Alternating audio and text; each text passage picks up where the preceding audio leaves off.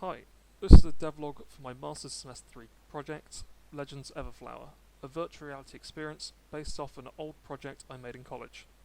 I will be going over the level and other new additions I made this semester for you to have a better understanding of the works behind the experience. Firstly, I will be going over the recreation of my element system. Previously I had the mechanic manually checking and comparing weapon and enemy elements. It has now been changed to be more streamlined and manageable. So from this menu, you select your class, warrior, ranger or mage, which will then tell the game instance whether you've picked a fire, ice or earth elements, and you can clearly see with the symbols which class represents which element. This is then set in the VR pawn, where it will check the class you've picked, and it will give you the various equipment based on those classes. The multipliers for each element is managed by this data table, which is drawn from this structure here. When the target takes damage, the mechanic calls to this data table to check the multiplier amount. So if the incoming element is an ice element, then any earth targets will have double damage, whereas if they are a fire element, they will take half. This is easily expandable with the data structure. In order to declare what element is applied to the damage, the weapon or enemy must have a damage type applied. For example, the fire damage type, which is just a child of the base damage which holds every element. The sword, for example, does fire damage, so in the apply damage node, I just have to set whether it's fire, earth, ice or none. Once the enemy has taken the elemental damage, it is compared to the other elements to see what the multiplier should be. This was how it was done previously. It would check the element and then check the enemy's element and give a multiplier based on whether they are strong or weak or neither against the enemy.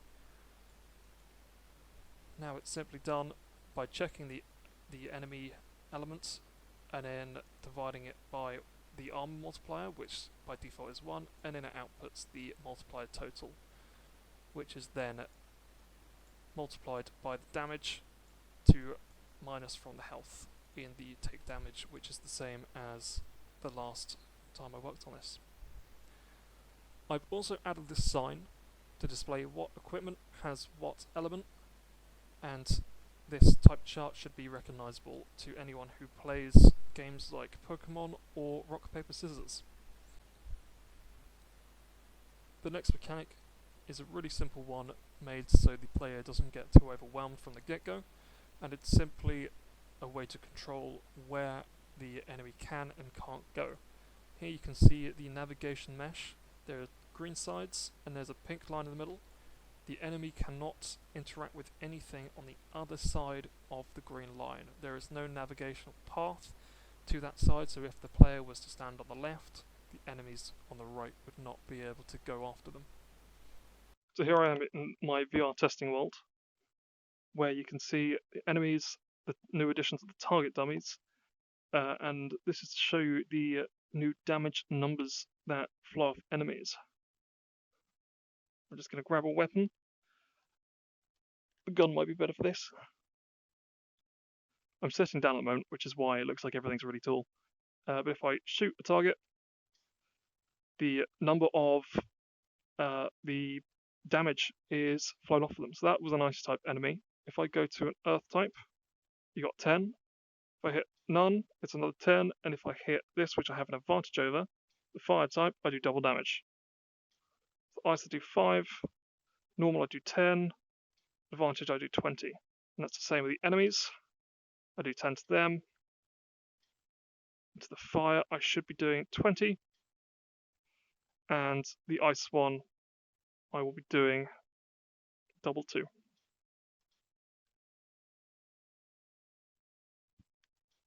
There we go. Oh, sorry, no, half 2, not double 2, half 2. As you can also see, the type now displays above their head, and to see what element you're hitting them with is also shown in the damage number. I've also added structural meshes into the experience inspired by Legend of Zelda, where you can pick up pots and other items and break them. So there's two options. You can either pick them up. The grab location is a little bit weird, which is a problem I was unable to resolve just on the back of the hand, but if I drop it, it will then break. Or if I grab a weapon, let's grab a sword, I can also smash the pots and the crates. Oh, I just hit the desk. So aside from what you've seen so far, there are also a bunch of minor bug fixes, various patches, and other adjustments to pre-existing functions, which probably took me the better part of about 8 weeks to finish up. What I've shown you so far are the main big mechanics that the game focuses around, and the changes and additions made in those. So I'm just editing the video at the moment, and there are some points where, from now, whenever I'm in VR, it can lag slightly, and then it fixes itself, and then it stops looking as good, turns into a bit of a PowerPoint.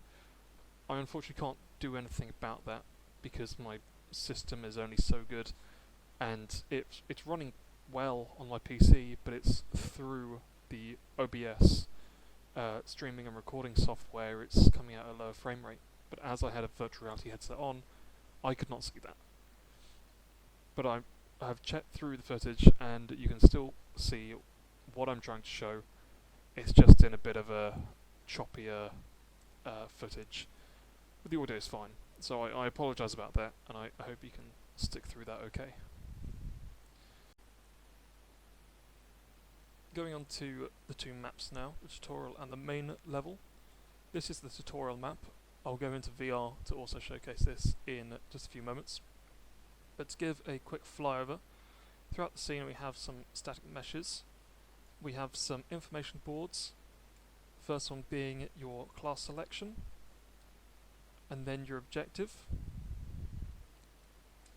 and then the element system, and then we have the well where you start the game. You also have the enemy elements for you to observe, same as over here, and around the scene there are some destructible meshes to play with. Here's where you choose your class. Same as the testing map, you can either choose warrior with a sword and a shield, the ranger with a gun and a knife, and the mage with a book and the staff. Let's go grab that. Here's the objective, where you've got to kill the infected and find the flower. And like I showed right at the very beginning, here's the element chart, where you can see what equipment has advantage over what element. As I picked a class, I can now teleport down the well to start, indicated by that sign which appeared when I picked a class. Previously there was a box that you would not be able to teleport through, blocking me from teleporting down the well, but as I chose a class, that also disappeared as well. Again, here are the elemental enemies. I can see them through the bars, but there is a gap, so I can clearly read no element, fire element, and the same with the other two on the other side. And again, with the destructible meshes, they're all here, so I can give them a break. Okay, so I just had to take a second because I realised that something wasn't working, but I fixed it now.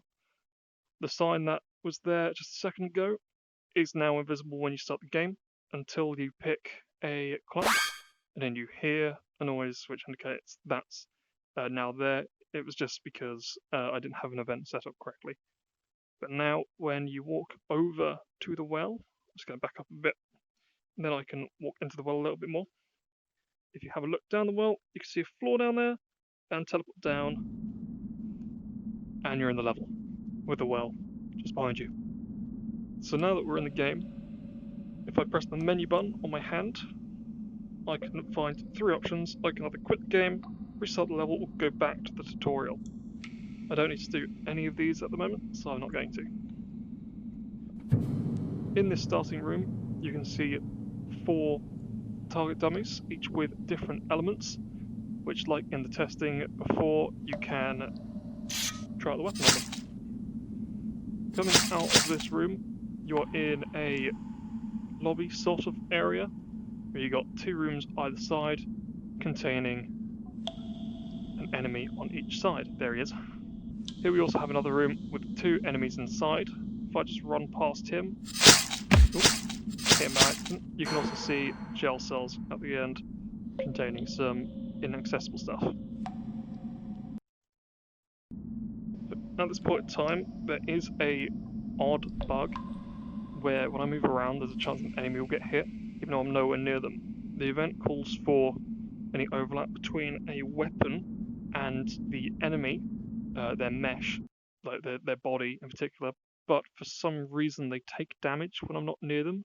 And it's sometimes when I turn as well, I'm not understanding why that's happening, and I put many hours into trying to find it, but I honestly can't find it. So coming out of the lobby area into this room, this is the entrance of a maze where there are various routes and dead ends. You are able to identify where you are going by various decals, sometimes some objects. At the end here, it looks like a bare area, but there should be a decal just around on the floor somewhere to signify to not go this way again. It's down this way where you got an object,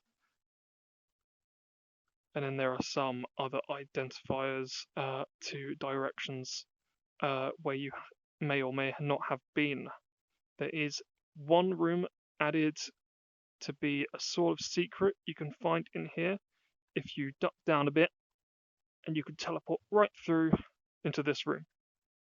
This room is the reference to Legend of Zelda. Don't go alone, take this, where there is a sword. Initially, I wanted to make it so you could pick up the sword and you could one-hit any enemy, but the weapon would break. But there is an issue with the size and just something to do with the structural meshes. Really don't like being cooperative sometimes, so unfortunately I could not get that working. But I think it is just a nice room to have a little reference in, including these breakable pots. Ooh, there we go. One thing I want to mention now is why it's happening. There's a little FPS counter, and it's probably saying about 45. I can't see it right now. That's just because of my PC setup. When I'm running on a proper setup like the ones at the university labs, it is running at 90 FPS, which stops people from feeling nauseous. So coming out of the maze, we come into this more circularish room where it looks like it's safe, but suddenly when you walk in, enemies spawn of random elements. I'm just going to run out of this room before my health goes down. They can't cross this threshold here, so I should be fine here. You're seeing that he's got a decal applied to him. I need to turn that off. That's a mistake. That will be fixed before I submit it. That's because there's a decal on the floor, and I haven't told the enemies not to pick up the decals on their meshes. Yeah, for some reason he took damage. I didn't even hurt him, so I don't know what that's about. I've tried really hard to fix that, but never mind. This is the final room where you can find the flower. You can hear him getting hurt again, and I'm not even over there. It's weird. It should only be an overlap of the weapon, and he's still getting damaged. But here you can find the flower. I can come and pick this up. Here we are. Here's the flower. My hand is a little bit displaced, just because was it the grab component? I believe it's. I have a system implemented where I can designate where the hand goes to on the mesh, but for some reason the hand then isn't put back on the motion controller. My hand is actually there. Imagine that's my right hand, my left hand. Yeah, it just doesn't work. It doesn't want to move the in-game hand back to my real hand, and that's been a constant problem since I started developing this in the first semester. That's the item for the goal. Once you get that, you win. Yeah, let's switch to a flyover of the map so you can see a little bit more detail.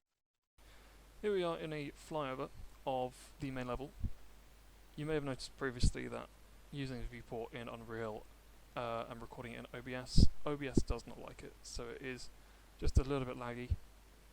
but I'll make sure that it looks okay when narrating what I'm looking at. Here's the top-down view.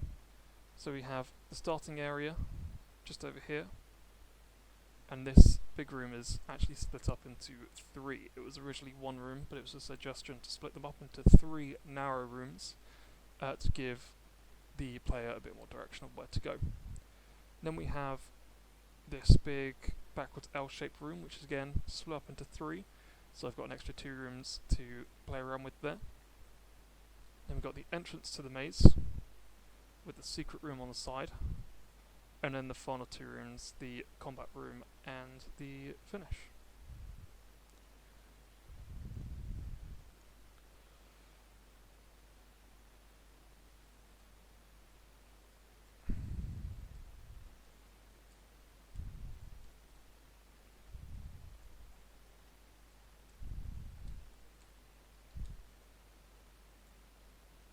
So here's one of those side rooms of the first room that's split into 3, which contains 1 enemy, some destructible meshes, and then the same as the other side has 1 enemy, destructible meshes. These are designed, or rather these are placed here, so the enemy doesn't overwhelm the player, and the player can optionally run in and run out to pace himself for the combat. And both of these enemies are locked in these rooms by the nav mesh modifier. So back to editor will again. There's about 30 seconds missing off the end of this clip because OBS decided that it didn't want to finalise the last 30 seconds, so it just didn't include it. You're not missing anything, it's just going over what I already stated during the walkthrough. So if you're wondering why that clip ends so suddenly, is because OBS is having a little bit of drama. But again, you're not missing anything. Okay, so it's a few hours later, and I figured out why I was doing damage to the enemy after I walked away, and there was a variety of different reasons. Half of it was because the sword, which is a child of my base weapon, had its own set of collisions, not the default. I don't remember why I had given it custom collisions rather than what's normal for the base weapon. I tried other things like giving it custom collisions. I created the custom collision for the weapon, but then by doing that, if the base object was not a physics actor, it just wouldn't be grabbed by the grab component, which I'm sure there's a node for somewhere, but I couldn't find it. But yeah, it turns out I just needed to set static and dynamic to ignore, as well as vehicle, because I'm not using vehicle, and that completely ignores, if I can find the base character, that completely ignores the detection box and the damage zone, which I believe was what was doing the damage. Having the sword inside the sphere, which is a world dynamic, which is their detection zone, leaving that area would damage them. So it's, as it always is with Unreal, it was a checkbox. And that is the devlog for Legends Everflower, the work done over semester 3 of the Masters project. As I said before, there are a whole lot more different things that I worked on throughout the semester. A lot of them were adjustments, bug testing, bug fixing, optimization to make sure the player had a smooth experience at 90 FPS without making their computer have a meltdown like mine does often. There are still plenty of areas that would still need refinement with more time. Like the Legend of Zelda inspired room, I would have loved to have that sword to work, and the fact that enemies can be hurt even though the mesh doesn't overlap, which is completely against the blueprint, and I could not find a fix, is just an unfortunate case that is just going to have to stick. Working with virtual reality in Unreal 5 has definitely been a challenge compared to working in any other mode. Unreal version 5.0.3 seems to be the version where a lot of functionality has been taken out for the next update to have a lot of refined functionality added back in. It is also a version where Unreal does not fully support virtual reality, where I cannot use Nanite and Lumen because they don't render very well within a virtual reality viewport. While I did not see this to be too much of an issue, it did turn out to be quite an issue in a lot of cases because UE5 is very undocumented when it comes to their original rendering systems, mesh setups, all that sort of thing. It's all about Lumen and Nanite now, and so it was quite hard to find the documentation relative to my workflow.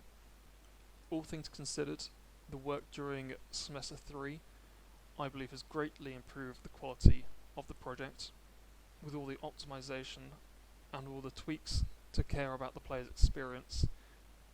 There's definitely an enjoyable time to be had when playing through this experience, and I believe would do very well as an independently launched game when given some more content.